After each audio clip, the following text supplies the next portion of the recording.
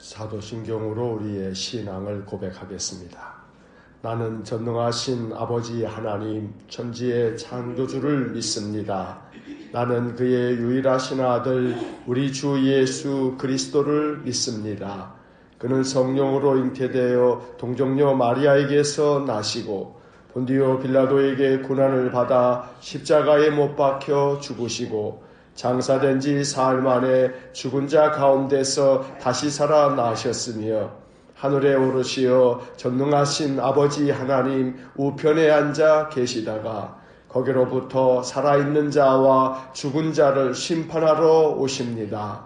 나는 성령을 믿으며 거룩한 공교회와 성도의 교제와 죄를 용서받는 것과 몸의 부활과 영생을 믿습니다. 아멘.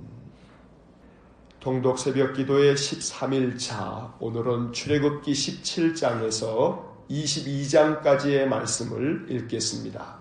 출애굽기 17장부터 시작합니다. 17장. 이스라엘 자손의 온 회중이 여호와의 명령대로 신광야에서 떠나 그 노정대로 행하여 르비딤의 장막을 쳤으나 백성이 마실 물이 없는지라. 백성이 모세와 다투어 이르되 우리에게 물을 주어 마시게 하라. 모세가 그들에게 이르되 너희가 어찌하여 나와 다투느냐? 너희가 어찌하여 여호와를 시험하느냐? 거기서 백성이 목이 말라 물을 찾으매 그들이 모세에게 대하여 원망하여 이르되 당신이 어찌하여 우리를 애굽에서 인도해 내어서 우리와 우리 자녀와 우리 가축이 목말라 죽게 하느냐? 모세가 여호와께 부르짖어 이르되 내가 이 백성에게 어떻게 하리이까? 그들이 조금 있으면 내게 돌을 던지겠나이다. 여호와께서 모세에게 이르시되 백성 앞을 지나서 이스라엘 장로들을 데리고 나일강을 치던 네 지팡이를 손에 잡고 가라. 내가 호렙산에 있는 그 반석 위 거기서 네 앞에 서리니 너는 그 반석을 치라. 그것에서 물이 나오리니 백성이 마시리라. 모세가 이스라엘 장로들의 목전에서 그대로 행하니라.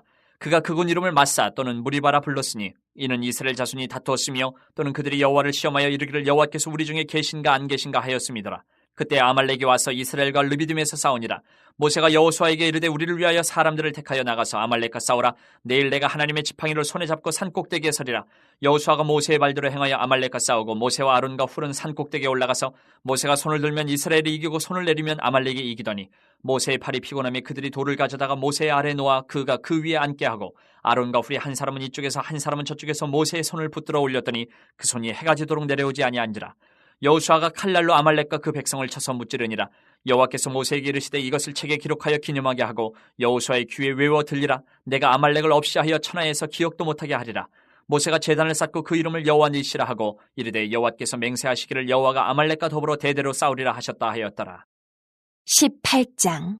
모세의 장인이며 미디안 제사장인 이드로가 하나님이 모세에게와 자기 백성 이스라엘에게 하신 일 곧 여호와께서 이스라엘을 애굽에서 인도하여 내신 모든 일을 들으니라. 모세 장인 이드로가 모세가 돌려보냈던 그의 아내 십보라와 그의 두 아들을 데리고 왔으니 그 하나의 이름은 게르솜이라. 이는 모세가 이르기를 내가 이방에서 나그네가 되었다며 하나의 이름은 엘리에셀이라. 이는 내 아버지 하나님이 나를 도우사 바로의 칼에서 구원하셨다 함이더라. 모세 장인 이드로가 모세의 아들들과 그의 아내와 더불어 광야에 들어와 모세에게 이르니 곧 모세가 하나님의 산에 진친 곳이라. 그가 모세에게 말을 전하되 내 장인 나 이드로가 내 아내와 그와 함께한 그의 두 아들과 더불어 내게 왔노라. 모세가 나가서 그의 장인을 맞아 절하고 그에게 입맞추고 그들이 서로 문안하고 함께 장막에 들어가서 모세가 여호와께서 이스라엘을 위하여 바로와 애굽 사람에게 행하신 모든 일과 길에서 그들이 당한 모든 고난과 여호와께서 그들을 구원하신 일을 다 그 장인에게 말하매 이드로가 여호와께서 이스라엘에게 큰 은혜를 베푸사 애굽 사람의 손에서 구원하심을 기뻐하여 이드로가 이르되 여호와를 찬송하리로다. 너희를 애굽 사람의 손에서와 바로의 손에서 건져내시고 백성을 애굽 사람의 손 아래에서 건지셨도다. 이제 내가 알았도다. 여호와는 모든 신보다 크심으로 이스라엘에게 교만하게 행하는 그들을 이기셨도다 하고 모세 장인 이드로가 번제물과 희생제물들을 하나님께 가져오매 아론과 이스라엘 모든 장로가 와서 모세의 장인과 함께 하나님 앞에서 떡을 먹으니라. 이튿날 모세가 백성을 재판하느라 앉아있고 백성은 아침부터 저녁까지 모세 곁에 서 있는지라. 모세의 장인이 모세가 백성에게 행하는 모든 일을 보고 이르되 내가 이 백성에게 행하는 이 일이 어찌 됨이냐? 어찌하여 내가 홀로 앉아있고 백성은 아침부터 저녁까지 내 곁에 서 있느냐? 모세가 그의 장인에게 대답하되 백성이 하나님께 물으려고 내게로 옴이라. 그들이 일이 있으면 내게로 오나니 내가 그 양쪽을 재판하여 하나님의 율례와 법도를 알게 하나이다. 모세의 장인이 그에게 이르되 내가 하는 것이 옳지 못하도다. 너와 또 너와 함께한 이 백성이 필경 기력이 쇠하리니 이 일이 내게 너무 중함이라. 내가 혼자 할 수 없으리라. 이제 내 말을 들으라. 내가 내게 방침을 가르치리니 하나님이 너와 함께 계실지로다. 너는 하나님 앞에서 그 백성을 위하여 그 사건들을 하나님께 가져오며 그들에게 율례와 법도를 가르쳐서 마땅히 갈 길과 할 일을 그들에게 보이고 너는 또 온 백성 가운데서 능력 있는 사람들 곧 하나님을 두려워하며 진실하며 불의한 이익을 미워하는 자를 살펴서 백성 위에 세워 천부장과 백부장과 50부장과 10부장을 삼아 그들이 때를 따라 백성을 재판하게 하라. 큰 일은 모두 내게 가져갈 것이요 작은 일은 모두 그들이 스스로 재판할 것이니 그리하면 그들이 너와 함께 담당할 것인즉 이 일이 내게 쉬우리라. 내가 만일 이 일을 하고 하나님께서도 내게 허락하시면 내가 이 일을 감당하고 이 모든 백성도 자기 곳으로 평안히 가리라. 이에 모세가 자기 장인의 말을 듣고 그 모든 말대로 하여 모세가 이스라엘 무리 중에서 능력 있는 사람들을 택하여 그들을 백성의 우두머리 곧 천부장과 백부장과 50부장과 10부장을 삼음해 그들이 때를 따라 백성을 재판하되 어려운 일은 모세에게 가져오고 모든 작은 일은 스스로 재판하더라. 모세가 그의 장인을 보내니 그가 자기 땅으로 가니라. 19장. 이스라엘 자손이 애굽 땅을 떠난 지 3개월이 되던 날 그들이 시내 광야에 이르니라.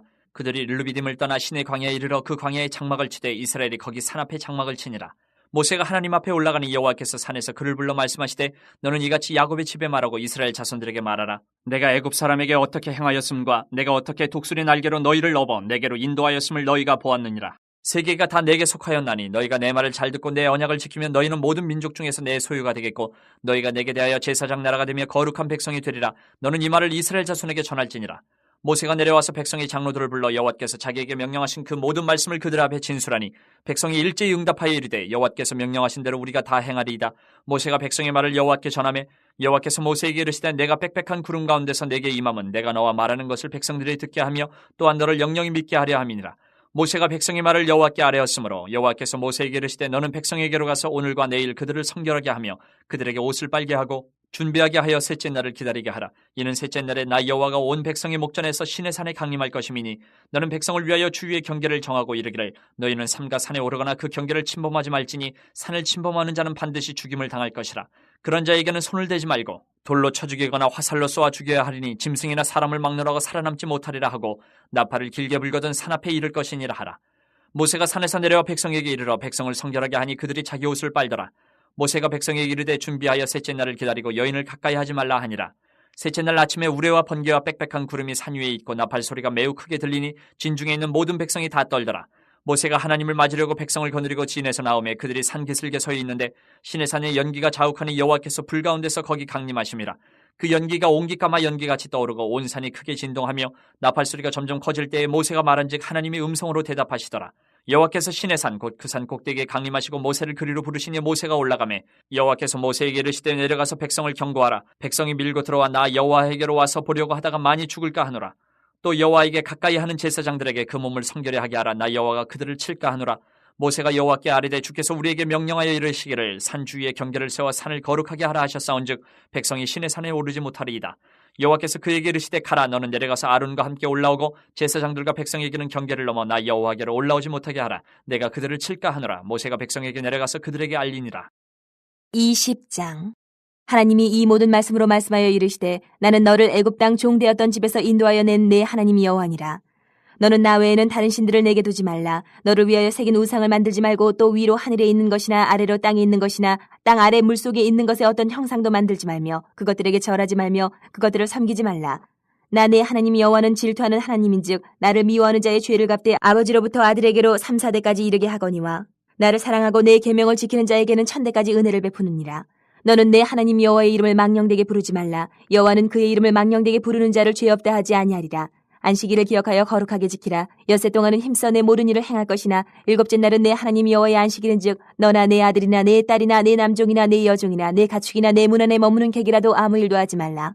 이는 엿새 동안에 나 여호와가 하늘과 땅과 바다와 그 가운데 모든 것을 만들고 일곱째 날에 쉬었음이라. 그러므로 나 여호와가 안식일을 복되게 하여 그날을 거룩하게 하였느니라. 내 부모를 공경하라. 그리하면 내 하나님 여호와가 내게 준 땅에서 내 생명이 길리라. 살인하지 말라. 간음하지 말라. 도둑질하지 말라. 내 이웃에 대하여 거짓 증거하지 말라. 내 이웃의 집을 탐내지 말라. 내 이웃의 아내나 그의 남종이나 그의 여종이나 그의 소나 그의 낙이나 물은 내 이웃의 소유를 탐내지 말라. 뭇 백성이 우레와 번개와 나팔 소리와 산의 연기를 본지라. 그들이 볼 때에 떨며 멀리 서서 모세에게 이르되 당신이 우리에게 말씀하소서. 우리가 들으리이다. 하나님이 우리에게 말씀하시지 말게 하소서. 우리가 죽을까 하나이다. 모세가 백성에게 이르되 두려워하지 말라. 하나님이 임하시면 너희를 시험하고 너희로 경외하여 범죄하지 않게 하려 하심이니라. 백성은 멀리 서 있고 모세는 하나님이 계신 흑암으로 가까이 가니라. 여호와께서 모세에게 이르시되 너는 이스라엘 자손에게 이같이 이르라. 내가 하늘로부터 너희에게 말하는 것을 너희 스스로 보았으니 너희는 나를 비겨서 은으로나 금으로나 너희를 위하여 신상을 만들지 말고 내게 토단을 쌓고 그 위에 내 양과 소로 내 번제와 화목제를 드리라. 내가 내 이름을 기념하게 하는 모든 곳에서 내게 임하여 복을 주리라. 내가 내게 돌로 제단을 쌓거든 다듬은 돌로 쌓지 말라. 내가 정으로 그것을 쪼면 부정하게 함이니라. 너는 층계로 내 제단에 오르지 말라. 내 하체가 그 위에서 드러날까 함이니라. 21장.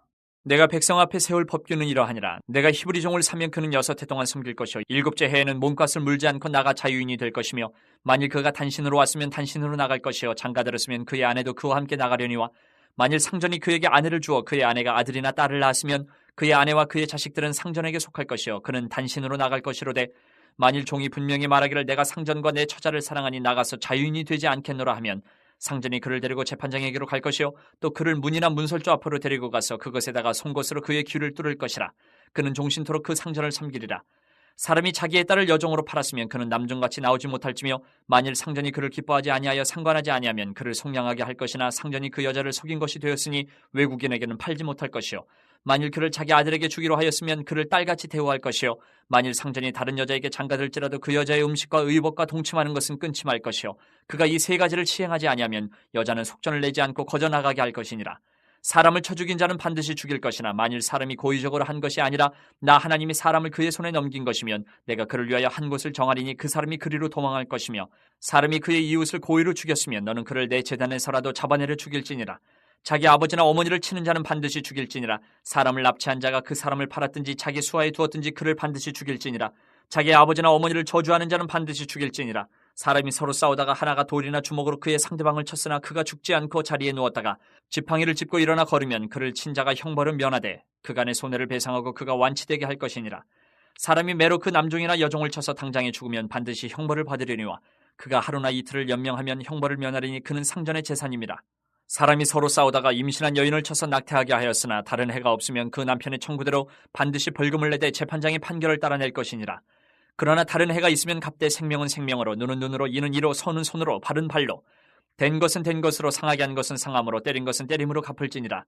사람이 그 남종의 한 눈이나 여종의 한 눈을 쳐서 상하게 하면 그 눈에 대한 보상으로 그를 놓아줄 것이며 그 남종의 이나 여종의 이를 쳐서 빠뜨리면 그 이에 대한 보상으로 그를 놓아줄지니라.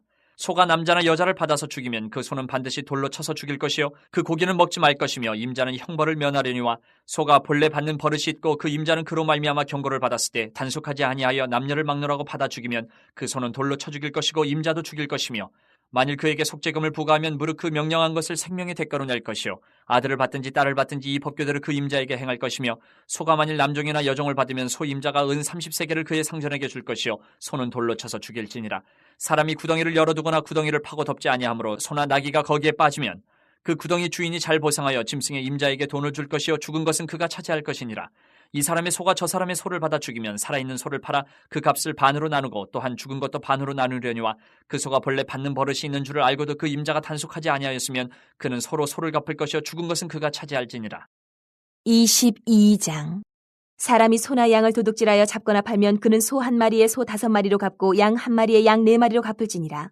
도둑이 뚫고 들어오는 것을 보고 그를 쳐 죽이면 피 흘린 죄가 없으나 해돋은 후에는 피 흘린 죄가 있으리라. 도둑은 반드시 배상할 것이나 배상할 것이 없으면 그 몸을 팔아 그 도둑질한 것을 배상할 것이요 도둑질한 것이 살아 그의 손에 있으면 소나 낙이나 양을 막론하고 갑절을 배상할지니라. 사람이 밭에서나 포도원에서 짐승을 먹이다가 자기의 짐승을 놓아 남의 밭에서 먹게 하면 자기 밭에 가장 좋은 것과 자기 포도원에 가장 좋은 것으로 배상할지니라.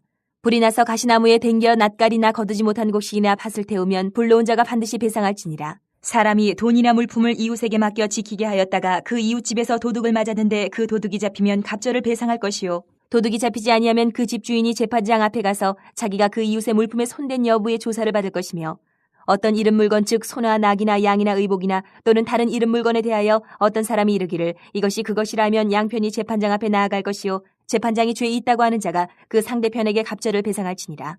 사람이 낙이나 소나 양이나 다른 짐승을 이웃에게 맡겨 지키게 하였다가 죽거나 상하거나 끌려가도 본 사람이 없으면 두 사람 사이에 맡은 자가 이웃의 것에 손을 대지 아니하였다고 여호와께 맹세할 것이요 그 임자는 그대로 믿을 것이며 그 사람은 배상하지 아니하려니와 만일 자기에게서 도둑 맞았으면 그 임자에게 배상할 것이며 만일 찢겼으면 그것을 가져다가 증언할 것이요 그 찢긴 것에 대하여 배상하지 아니할지니라. 만일 이웃에게 빌려온 것이 그 임자가 함께 있지 아니할 때에 상하거나 죽으면 반드시 배상하려니와 그 임자가 그것과 함께 있었으면 배상하지 아니할지니라. 만일 새낸 것이면 새로 족하니라. 사람이 약혼하지 아니한 처녀를 꾀어 동침하였으면 납폐금을 주고 아내로 삼을 것이요 만일 처녀의 아버지가 딸을 그에게 주기를 거절하면 그는 처녀에게 납폐금으로 돈을 낼지니라. 너는 무당을 살려두지 말라. 짐승과 행음하는 자는 반드시 죽일지니라. 여호와 외에 다른 신에게 제사를 드리는 자는 멸할지니라. 너는 이방 나그네를 압제하지 말며 그들을 학대하지 말라. 너희도 애굽 땅에서 나그네였습니다. 너는 과부나 고아를 해롭게 하지 말라. 내가 만일 그들을 해롭게 함으로 그들이 내게 부르짖으면 내가 반드시 그 부르짖음을 들으리라. 나의 노가 맹렬함으로 내가 칼로 너희를 죽이리니 너희 아내는 과부가 되고 너희 자녀는 고아가 되리라. 내가 만일 너와 함께한 내 백성 중에서 가난한 자에게 돈을 구워주면 너는 그에게 채권자같이 하지 말며 이자를 받지 말 것이며 내가 만일 이웃의 옷을 전당 잡거든 해가 지기 전에 그에게 돌려보내라. 그것이 유일한 옷이라. 그것이 그의 알몸을 가릴 옷인즉 그가 무엇을 입고 자겠느냐. 그가 내게 부르짖으면 내가 들으리니 나는 자비로운 자임이니라. 너는 재판장을 모독하지 말며 백성의 지도자를 저주하지 말지니라. 너는 내가 추수한 것과 내가 짜낸 즙을 바치기를 더디하지 말지며 내 처음 난 아들들을 내게 줄지며 내 소와 양도 그와 같이 하되 이래 동안 어미와 함께 있게 하다가 여드레 만에 내게 줄지니라. 너희는 내게 거룩한 사람이 될지니 들에서 짐승에게 찢긴 동물의 고기를 먹지 말고 그것을 개에게 던질지니라. 아멘. 자, 출애굽기 17장에서 22장까지의 말씀을 읽었습니다. 17장으로 돌아와서 핵심 단어에 네모를 그으면서 내용을 정리하겠습니다. 17장을 보겠습니다. 자, 1절에 두 번째 줄에 보시면 신광야에서, 자, 1절 중간에 신광야에서, 그리고 그 밑에 줄에 보시면 르비딤에, 자, 3절 앞부분에 보시면 첫 줄에 목이 말라, 그 다음 두 번째 줄에 보시면 원망. 자, 6절을 보시면 6절 중간, 6절 두 번째 줄쯤에 반석을 치라. 그리고 그 다음 세 번째 줄에 물이 나오리니. 자, 7절에서 7절 앞부분 첫 번째 줄에 마사. 그리고 이어서 무리바. 자, 8절을 보시면 8절 두 번째 줄에 르비딤에서. 자, 9절을 보시면 9절 두 번째 줄에 아말렉과 싸우라.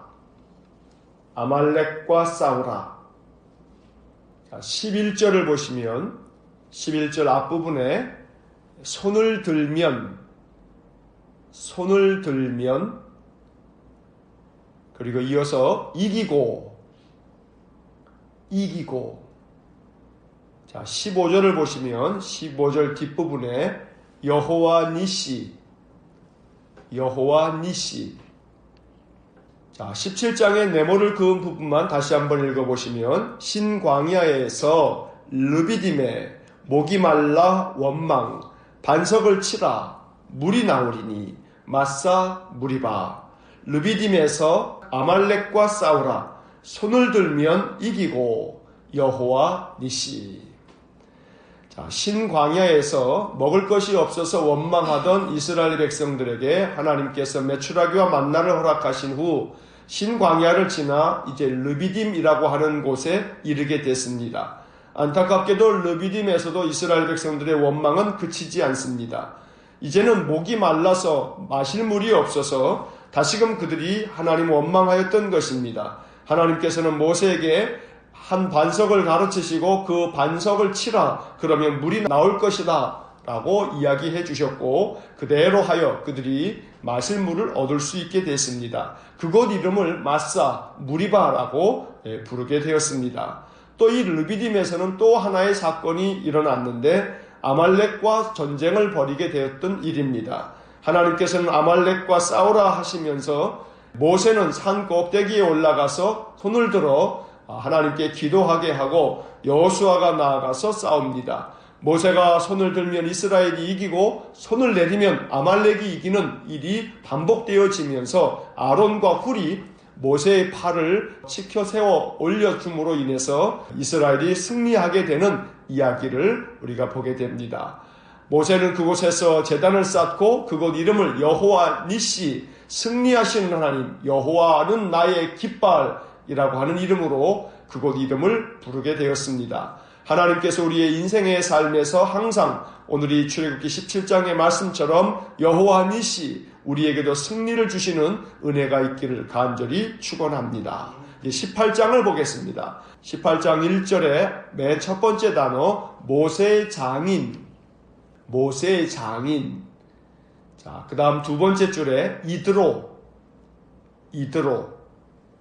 자, 2절에 보시면 2절 끝부분에 아내 바로 이어서 십보라. 자, 3절에 보시면 앞부분에 두 아들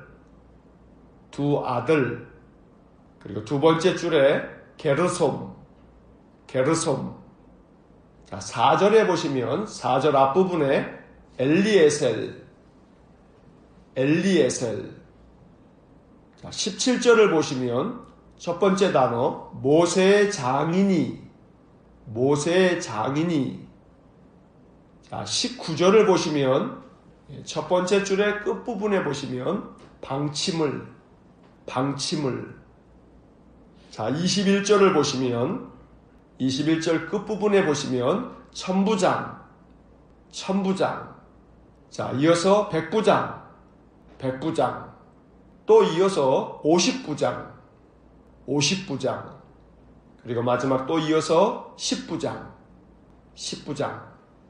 자, 18장에서 네모를 그은 부분만 다시 보시면 모세의 장인 이드로, 아내 십보라, 두 아들 게르솜, 엘리에셀, 모세의 장인이 방침을, 천부장, 백부장, 50부장, 10부장. 르비딤에서 이스라엘 백성들이 아말렉과 전쟁을 벌여 승리하고 난 후에 얼마 지나지 않아 모세의 장인 이드로가 모세를 찾아왔습니다. 모세가 미디안을 떠날 때에 그의 아내와 자녀들을 장인에게 맡겨두고 애굽에 내려가서 애굽에서 이스라엘 백성들과 함께 출애굽하여 광야길을 걸어갈 때 장인 이드로가 그의 딸 모세의 아내인 십보라와 모세의 두 아들 게르솜과 엘리에셀을 데리고 온 것입니다. 모세는 장인과 또 아내 두 아들을 만나서 기쁨을 이기지 못하고 그간에 있었던 모든 일들을 장인에게 이야기해 줍니다. 하나님께서 바로와 애굽 사람들에게 행하신 일들과 길에서 일어났던 모든 하나님의 구원하신 일들을 상세하게 들려주었던 것입니다. 이드로는 모세의 이야기를 듣고 하나님을 찬송하며 하나님께서 그들을 구원하여 주심에 대하여 하나님께 예배하기 위해 번제물과 희생 제물을 하나님께 가져옵니다. 또한 이튿날 모세가 백성들을 재판하는 모습을 보면서 혼자 그 모든 재판을 감당하는 것을 본 모세의 장인 이드로는 모세에게 이렇게 하는 것이 옳지 않다 하면서 하나의 방침을 가르쳐 줍니다. 그것이 바로 천부장, 백부장, 50부장, 10부장을 세워서 각각 그들이 백성들의 재판을 나누어 감당하고 그들이 감당할 수 없는 일만 모세에게 가지고 오도록 했던 것입니다. 모세가 장인의 말대로 함으로 인해서 이스라엘에는 천부장, 백부장, 50부장, 10부장 제도가 만들어지게 됩니다. 이처럼 모세는 장인 이드로의 말을 듣고 이스라엘 백성들을 이제 조직적으로 다스려 갈 수 있는 길을 세웠던 것입니다. 이제 19장을 보겠습니다. 자, 19장 1절에 뒷부분에 보시면 신의 광야. 자, 4절을 보시면 4절 두 번째 줄에 독수리 날개로. 그리고 그 다음 줄에 보시면 인도하였음.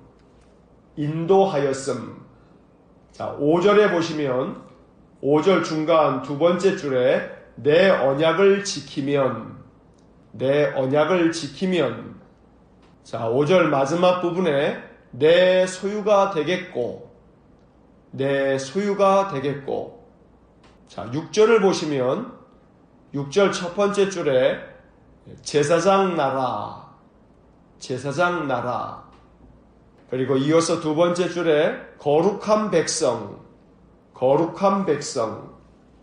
자, 18절을 보시면 18절 맨 첫 번째 단어 신의 산에. 그리고 첫 번째 줄 끝에 보시면 여호와께서. 그리고 두 번째 줄에 강림하심. 자, 19장의 네모를 그은 부분만 보시면 신의 광야, 독수리 날개로 인도하였음. 내 언약을 지키면 내 소유가 되겠고 제사장 나라 거룩한 백성. 신의 산에 여호와께서 강림하심. 자, 19장은 이제 르비딤에서 떠난 이스라엘 백성들은 신의 광야에 도착합니다. 신의 산 앞에 있는 커다란 광야를 이야기합니다. 이 신의 광야에서 이스라엘 백성들은 1년 동안 머물면서 하나님으로부터 십계명을 비롯한 율법의 말씀들을 그들이 배우게 되고, 그리고 하나님께서 모세를 통해서 성막을 짓는 법을 가르쳐 주셔서 성막을 완성하는 일을 하게 됩니다. 그래서 19장부터 출애굽기 40장 마지막 부분까지는 1년 동안 신의 광야에서 머물러 있었던 이야기가 기록되어져 있는 것입니다. 먼저 하나님께서는 모세를 신의 산으로 부르셔서 그에게 독수리 날개로 이스라엘 백성들을 하나님께서 인도하셨고, 그리고 하나님의 언약을 지키면 이스라엘 백성들은 하나님의 소유가 될 뿐 아니라 제사장 나라 거룩한 백성이 될 것이라고 약속해 주셨습니다. 19장은 구약 성경에서 대단히 중요한 말씀입니다. 하나님께서 모세에게 언약을 지킬 때에 그들이 거룩한 백성, 제사장 나라가 되겠다는 이 약속의 말씀은 구약 전체에서도 매우 중요한 말씀입니다. 이제 20장을 보겠습니다. 자, 20장 3절에 앞부분에 보시면 다른 신들을 3절 맨 끝에 두지 말라. 자, 4절을 보시면 4절 첫 번째 줄 뒤에 보시면 우상을 만들지 말고. 자, 7절을 보시면 7절 첫 번째 줄에 여호와의 이름을 또 이어서 망령되게 부르지 말라. 자, 8절을 보시면 첫 번째 단어 안식일을 8절 맨 끝에 지키라. 자, 12절을 보시면 12절 앞부분에 부모를 공경하라. 자, 13절을 보시면 13절 살인하지 말라. 자, 14절 간음하지 말라. 15절 도둑질하지 말라. 16절 맨 끝에 거짓 증거하지 말라.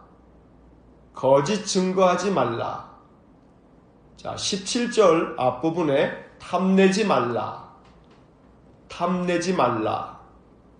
자, 20장의 네모를 그은 부분만 다시 보시면 다른 신들을 두지 말라. 우상을 만들지 말고 여호와의 이름을 망령되게 부르지 말라. 안식일을 지키라. 부모를 공경하라. 살인하지 말라. 간음하지 말라. 도둑질하지 말라. 거짓 증거하지 말라. 탐내지 말라. 20장은 십계명을 가르쳐 주신 말씀입니다. 성경의 십계명은 두 군데 나옵니다. 출애굽기 20장과 우리가 나중에 읽게 될 신명기 5장입니다. 이 십계명은 이스라엘 백성들이 앞으로 살아가는 삶에 있어서 가장 중요한 핵심적인 하나님의 계명이 됩니다. 이제 21장을 보겠습니다. 21장 1절 앞부분에 백성 앞에 세울 법규.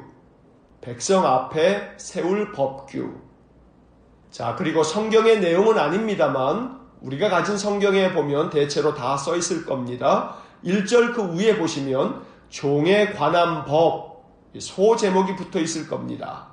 성경에 기록된 내용은 아니지만 대한성서공회에서 우리가 성경을 읽어갈 때 이해하기 쉽도록 성경의 내용에 소 제목을 붙인 겁니다. 자, 그 위에 있는 종에 관한 법, 이 소 제목에 네모를 그으시기 바랍니다. 자, 12절을 보시면 12절 위에도 제목이 붙어 있습니다. 폭행에 관한 법, 여기에 네모를 그으시기 바랍니다. 자, 28절을 보시면 28절 바로 위에 또 소제목이 붙어 있습니다. 임자의 책임. 28절 바로 위에 임자의 책임. 자, 22장도 이어서 봅니다. 22장 1절 바로 위에 제목입니다. 배상에 관한 법. 배상에 관한 법. 자, 22장 16절 바로 위에 보시면 또 소제목이 붙어 있습니다. 도덕에 관한 법. 도덕에 관한 법. 그리고 22장 27절을 보시겠습니다. 22장 27절 맨 마지막 부분에 보면 나는 자비로운 자. 나는 자비로운 자. 자, 그리고 31절입니다. 31절 앞부분에 길지만 네모를 긋습니다. 너희는 내게 거룩한 사람이 될지니. 31절 앞부분에 너희는 내게 거룩한 사람이 될지니. 자, 21장과 22장의 이야기를 다시 보시면 21장에서 백성 앞에 세울 법규. 자, 이 21장 1절에 기록된 우리가 네모를 그은 백성 앞에 세울 법규. 이것이 출애굽기에 계속 이어지게 됩니다. 그래서 오늘 우리가 21장과 22장에서는 제목의 네모를 그었습니다. 종에 관한 법, 폭행에 관한 법, 임자의 책임, 배상에 관한 법, 도덕에 관한 법. 오늘날 말로 쉽게 하면 이러한 말씀들은 형법이고 또 민법입니다. 그리고 형사소송법이고 민사소송법입니다. 이러한 모든 법의 가장 중요한 정신은 하나님께서 가난한 자, 힘없는 자, 연약한 자들을 돕고 그들이 권익을 보호하기 위한 것이 이러한 법들에 담겨져 있는 근본 취지입니다. 22장 27절에서 나는 자비로운 자다 라고 하는 말씀에 네모를 그었습니다. 모든 법을 통해서 하나님은 하나님의 자비로우심을 나타내 주셨습니다. 법의 정신은 자비에 있습니다. 법을 통해서 형벌을 받을 자를 벌함으로 인해서 질서를 세우고 이것을 통해서 힘없고 연약한 자가 피해를 당하지 않도록 하기 위해서 하나님은 법을 통해서 자비를 베풀어 주셨던 것입니다. 그리고 22장 마지막에 네모를 그었던 너희는 내게 거룩한 사람이 될지니.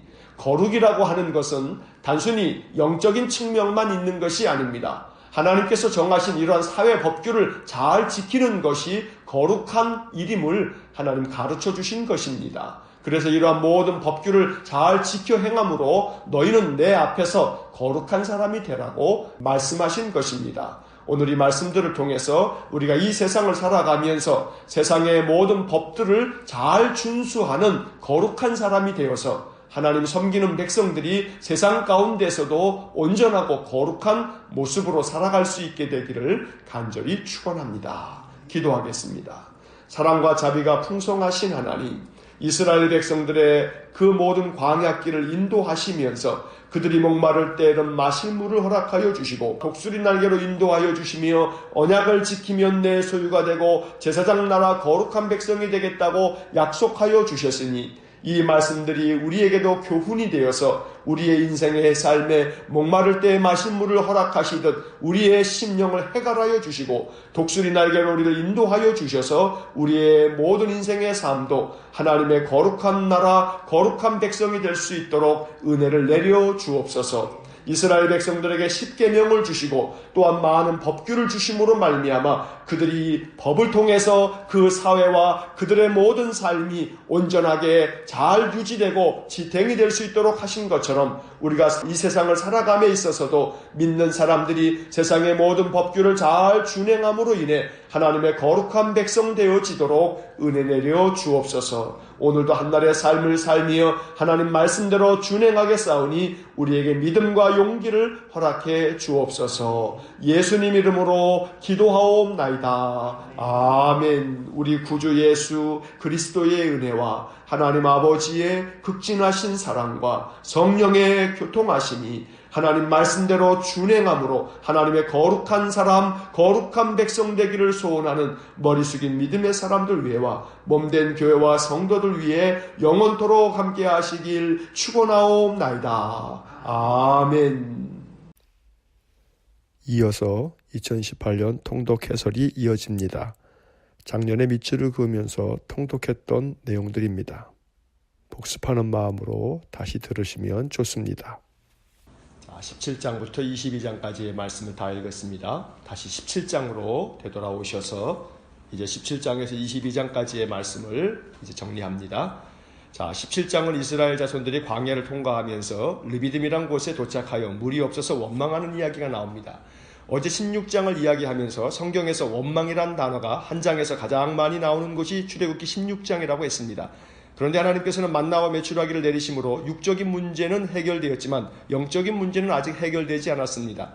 문제만 생기면 바로 원망하는 태도는 육적인 문제가 아니라 영적인 문제입니다. 이스라엘 백성들에게 원망은 습관이 되었습니다. 문제만 생기면 먼저 원망하고 불평하는 그들의 모습은 우리 모든 인생들이 가지고 있는 어리석음이요 연약함입니다. 마실 물이 없어 원망하던 그들을 위해 하나님께서는 모세에게 말씀하셨습니다. 자, 6절 말씀에 밑줄을 긋습니다. 6절 내가 호렙산에 있는 그 반석 위 거기서 내 앞에 서리니 너는 그 반석을 치라. 그곳에서 물이 나오리니 백성이 마시리라. 모세가 이스라엘 장로들의 목전에서 그대로 행하니라. 하나님께서는 모세를 명하여 호렙산에 있는 한 반석을 지팡이로 쳐서 물이 나오게 했습니다. 이 말씀은 반석에서 물이 나왔다는 것도 중요하지만 하반절에 모세가 그대로 행하니라는 구절을 더욱 강조해야 합니다.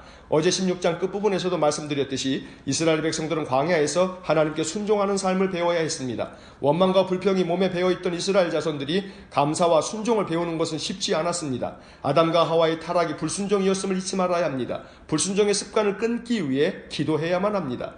그때 르비딤에서 아말렉과의 전쟁이 일어났습니다. 그런데 이 전쟁에서 모세가 손을 들면 이스라엘이 이기고 모세가 손이 내려오면 아말렉이 이겼습니다. 11절 12절 말씀에 밑줄을 긋습니다. 11절 모세가 손을 들면 이스라엘이 이기고 손을 내리면 아말렉이 이기더니 12절 모세의 팔이 피곤하며 그들이 돌을 가져다가 모세의 아래에 놓아 그가 그 위에 앉게 하고 아론과 훌이 한 사람은 이쪽에서 한 사람은 저쪽에서 모세의 손을 붙들어 올렸더니 그 손이 해가 지도록 내려오지 아니한지라. 믿음이 없는 사람에게는 절대 이해가 되지 않는 말씀입니다. 마술도 아니고 전쟁에서 산 꼭대기에 서 있는 사람이 손을 들면 이기고 손을 내리면 진다는 것이 말이 되느냐고 말할 사람이 있을지도 모릅니다. 그러나 이 이야기에서 우리가 읽어내야 할 복음은 육적인 문제가 영적인 것에 의해 좌우될 수 있음을 인식해야 한다는 것입니다. 보이는 것들은 보이지 않는 것들에 의해 영향을 받곤 합니다. 기도의 힘을 믿지 않는 사람은 신앙인이 아닙니다. 신앙인은 보이지 않는 기도의 힘이 보이는 삶에 지대한 영향을 끼치고 있다는 것을 믿는 사람들입니다. 이스라엘 백성들은 아말렉과의 전쟁에서 큰 승리를 거두었습니다. 전쟁에 나가 싸운 여호수아가 능력이 있어서가 아닙니다. 그렇다고 모세가 영적으로 큰 능력이 있어서도 아닙니다. 12절에서 모세의 팔이 피곤하며 라는 표현에서 보듯이 영적인 지도자 모세도 이 피곤하면 팔이 내려가는 것입니다. 그때 옆에 있던 아론과 훌이 지혜를 발휘하여 돕습니다. 하나님께서는 협력하는 사람들이 아름다운 마음을 도우시는 것입니다. 겸손하지 않으면 협력이 안 됩니다. 나 잘났다 하는 사람은 협력하지 않습니다. 협력이 중요합니다. 협력이 지혜입니다. 전도서 4장 12절 말씀에 보면 한 사람이면 패하겠거니와 두 사람이면 맞설 수 있나니 세 겹줄은 쉽게 끊어지지 아니하느니라. 모세는 승리한 후 제단을 쌓고 하나님의 이름을 여호와 니시라고 불렀습니다. 여호와는 나의 깃발이란 뜻입니다. 승리를 하고 대장의 깃발을 휘날리듯 이기게 하시는 하나님, 승리를 주시는 하나님을 찬양하였던 것입니다. 자, 이제 18장을 봅니다. 18장은 모세의 장인 이드로가 찾아와 모세에게 천부장, 백부장, 50부장, 10부장을 세워 백성들을 재판하며 다스리라는 조언을 해줍니다. 아말렉 전쟁에서 협력의 영적 교훈이 18장에도 이어지는 것을 봅니다. 뭐든지 나 혼자 다 할 수 있다는 마음은 건강한 마음이라 할 수 없습니다. 나 자신이 얼마나 연약한 존재인지를 깨닫고 겸손하게 협력할 줄 아는 사람이 성숙한 사람입니다. 17절, 18절의 밑줄을 긋습니다. 17절 모세의 장인이 그에게 이르되 내가 하는 것이 옳지 못하도다. 18절 너와 또 너와 함께한 이 백성이 필경 기력이 세하리니 이 일이 내게 너무 중함이라. 내가 혼자 할 수 없으리라. 장인 이드로의 말 중에서 18절 마지막 단어를 마음에 묵상해야 합니다. 내가 혼자 할 수 없으리라. 모세는 장인의 말을 들었습니다. 24절 말씀에 밑줄을 긋습니다. 24절 이에 모세가 자기 장인의 말을 듣고 그 모든 말대로 하여 들을 줄 아는 마음이 중요합니다. 예수님께서도 자주 들을 귀 있는 자는 들을지어다라고 말씀하셨던 것을 기억해야 합니다. 먼저 경청의 단계가 있어야 합니다. 공경하는 마음으로 들어야 합니다. 다음으로 청종이 뒤따라야 합니다. 잘 듣고 따르는 것입니다. 경청만 있고 청종이 없다면 반쪽짜리입니다. 또 청종은 경청을 통해서 이루어짐을 잊지 말아야 합니다. 19장 말씀으로 넘어갑니다. 19장은 출애굽기의 분기점이 되는 장입니다. 출애굽한 이스라엘 백성들이 애굽을 떠난 지 3개월이 되던 날에 신의 광야에 이르렀습니다. 거기서 하나님께서는 모세를 불러 말씀하셨습니다. 4절로 6절에 밑줄을 긋습니다. 이 구절들은 출애굽기에서도 중요한 구절이지만 성경 전체에서 대단히 중요한 구절들 중에 하나입니다. 4절, 내가 애굽 사람에게 어떻게 행하였음과 내가 어떻게 독수리 날개로 너희를 업어 내게로 인도하였음을 너희가 보았느니라. 5절, 세계가 다 내게 속하였나니 너희가 내 말을 잘 듣고 내 언약을 지키면 너희는 모든 민족 중에서 내 소유가 되겠고. 6절, 너희가 내게 대하여 제사장 나라가 되며 거룩한 백성이 되리라. 너는 이 말을 이스라엘 자손에게 전할지니라. 하나님께서는 독수리가 날개로 그 새끼를 업듯이 이스라엘 자손들을 업어 인도하셨습니다. 그리고 그들이 하나님의 말씀을 잘 듣고 약속을 지키면 그들이 하나님의 소유 제사장 나라 거룩한 백성이 되리라고 약속하셨습니다. 이것이 하나님께서 이스라엘 백성들과 맺은 언약입니다. 그리고 나서 하나님께서는 모세를 시내산으로 불러 40일을 있게 하셨고 그에게 10계명을 주셨습니다. 자, 20장을 보겠습니다. 20장은 그 유명한 10계명장입니다. 구약성경에서 10계명이 2번 나옵니다. 출애굽기 20장과 신명기 5장입니다. 10계명은 단순히 구약의 계명으로 취급되어 폐기되어야 할 고리타분한 율법이 아닙니다. 예수님께서는 마태복음 5장 17절에서 내가 율법이나 선지자를 폐하러 온 줄로 생각하지 말라. 폐하러 온 것이 아니여 온전하게 하려 함이라 라고 말씀하셨습니다. 물론 예수님은 율법 조문을 문자 그대로만 받아들이는 율법주의자는 아니었습니다. 율법의 정신을 바르게 이해하고 그 율법 정신을 지켜야 한다고 가르치셨습니다. 10계명은 모든 구절에 밑줄을 그어야 합니다. 3절부터 17절까지입니다. 지금 이 시간에는 그 중에서 6절에 밑줄을 긋습니다. 오늘 꼭 3절로 17절에 모두 밑줄을 그으시기를 바랍니다. 자, 6절 말씀을 봅니다. 나를 사랑하고 내 계명을 지키는 자에게는 천대까지 은혜를 베푸느니라. 하나님을 사랑하는 것은 곧 계명을 지키는 것입니다. 하나님께서 말씀하신 계명의 의미를 바르게 이해하고 그 계명을 삶 속에서 아름답게 실천하는 사람에게 하나님은 천대까지 은혜를 베푸시겠다고 말씀하십니다. 태후의 만찬 자리에서 예수님께서 제자들에게 하신 마지막 고별 설교가 요한복음 13장에서 17장에 기록되어 있습니다.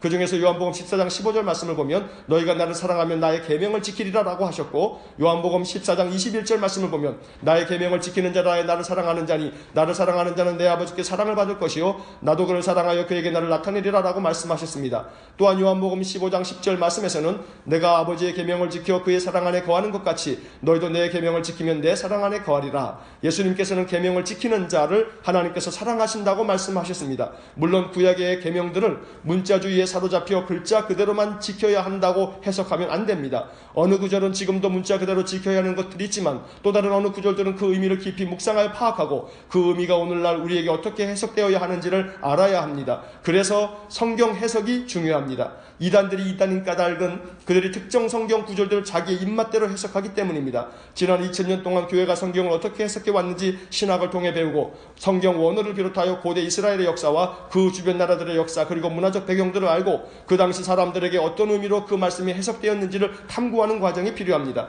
그러므로 교회의 설교자는 말씀을 더 깊이 연구하고 성도들에게 바르게 가르치며 성도들은 바르고 건강한 교회를 선택하여 교회를 통해 배우고 교회를 통해 신앙의 성장을 도모할 줄 알아야 합니다.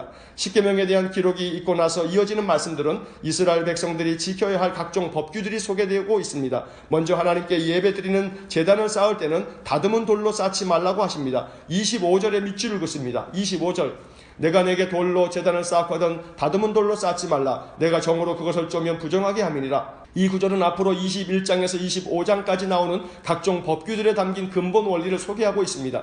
그것은 하나님께 예배를 드리는 자가 제물을 바칠 제단을 만들 때 다듬은 돌은 사용하지 말라는 것입니다. 다듬은 돌이란 하나님께서 정해놓으신 법규와 그 뜻을 자기들 편리한 대로 다듬어 듣고 싶은 것만 듣고 따르고 싶은 것만 따르는 잘못을 범하지 말라는 말씀입니다. 오늘날 현대 기독교인들은 제단을 제멋대로 다듬으려고 합니다. 강단에서 선포되는 설교도 자기 듣고 싶은 것만 듣습니다. 또 선포된 설교의 목적과 그 취지를 이해하려고 하기보다 지엽적인 것에만 몰두하여 본 뜻을 오해하거나 왜곡하는 현상들이 많습니다. 제단을 쌓거든 즉 예배를 드리려거든 다듬은 돌로 쌓지 말라 즉 자기 마음대로 자기 좋을 대로 자기가 원하는 식대로 예배하려고 하지 말라는 것입니다. 예배는 하나님을 기쁘시게 하는 것이지 우리 인간을 기쁘게 하려는 것이 아닙니다. 영어권 나라에서는 예배를 서비스라고 부릅니다. 예배는 하나님께 대한 서비스지 인간을 위한 서비스가 아닙니다. 그래서 예배를 드린다고 표현하는 것입니다. 21장으로 넘어갑니다. 21장은 먼저 종에 대한 법규와 폭행에 관한 법, 그리고 짐승의 주인이 져야 할 책임을 상세히 규정하고 있습니다. 종에 관한 법규에서 중요한 것은 종들이라 할지라도 7년이 되는 해, 즉 안식년이 되면 자유를 주라는 내용입니다.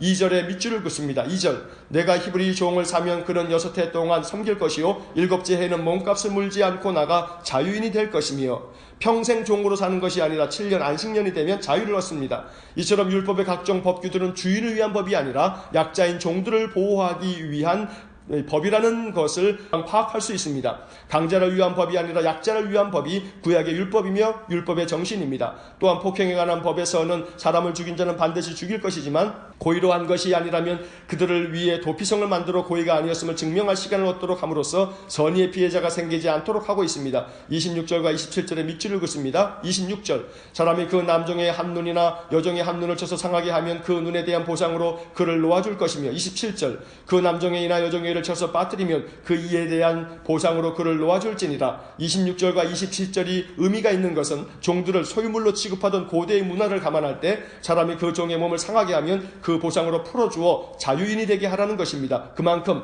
약자를 위한 배려의 정신이 율법의 참된 정신입니다. 자, 마지막 22장을 보겠습니다. 22장은 배상에 관한 법이 길게 기록되어 있고 이어서 사회적인 여러 관행들에 대해 도덕적인 판단을 할 수 있도록 사회 도덕에 관한 법규들이 나옵니다. 그 중에서 21절로 23절의 말씀에 밑줄을 긋습니다. 21절, 너는 이방 나그네를 압제하지 말며 그를 학대하지 말라. 너희도 애굽 땅에서 나그네였습니다. 22절, 너는 과부나 고아를 해롭게 하지 말라. 23절, 내가 만일 그들을 해롭게 함으로 그들이 내게 부르짖으면 내가 반드시 그 부르짖음을 들으리라. 여기서도 사회적 약자들에 대해 압제하거나 학대하지 말고 해롭게 하지 말라고 명령합니다. 만약 사회적 약자들을 해롭게 하여 그들이 하나님께 부르짖으면 하나님께서 반드시 그 부르짖음을 들어주겠다고 약속하십니다. 이것이 율법의 정신입니다. 25절로 27절에 밑줄 긋습니다. 25절, 내가 만일 너와 함께 한 내 백성 중에서 가난한 자에게 돈을 구워주면 너는 그에게 채권자같이 하지 말며 이자를 받지 말 것이며, 26절, 내가 만일 이웃의 옷을 전당 잡거든 해가 지기 전에 그에게 돌려보내라. 27절, 그것이 유일한 옷이라. 그것이 그의 알몸을 가릴 옷인즉 그가 무엇을 입고 자겠느냐. 그가 내게 부르짖으면 내가 들으리니 나는 자비로운 자임이라. 이처럼 모든 율법은 가난하고 힘없고 연약한 사회적 약자들을 보호하고 지켜주시는 자비로운 하나님의 사랑입니다. 또한 율법의 참된 정신은 사랑이며 자비입니다. 그래서 예수님은 모든 율법을 하나님의 사랑과 이웃의 사랑으로 정리해 주신 것입니다. 구약의 율법은 약자를 보호하기 위한 법이고 하나님은 이 율법을 통해서 가난하고 힘없는 사회적 약자들을 보호하는 것, 이것이 곧 하나님을 경외하는 것이며 그러한 사람이 곧 거룩한 사람이라고 강조하고 있는 것입니다. 이렇게 구약의 율법서를 읽으면서 율법의 참된 정신, 즉 하나님이 얼마나 연약하고 힘없는 사회적 약자들의 관심을 가지셨으며 그들을 사랑하셨는지를 깨닫고 우리도 그러한 하나님의 성품을 배워나가는 것, 이것이 율법을 통해서 우리가 배워야 할 신앙의 정신인 것입니다. 오늘 한 날도 율법의 정신대로 믿음 안에서 온전히 살아갈 수 있는 저희 모두가 될 수 있기를 간절히 축원합니다.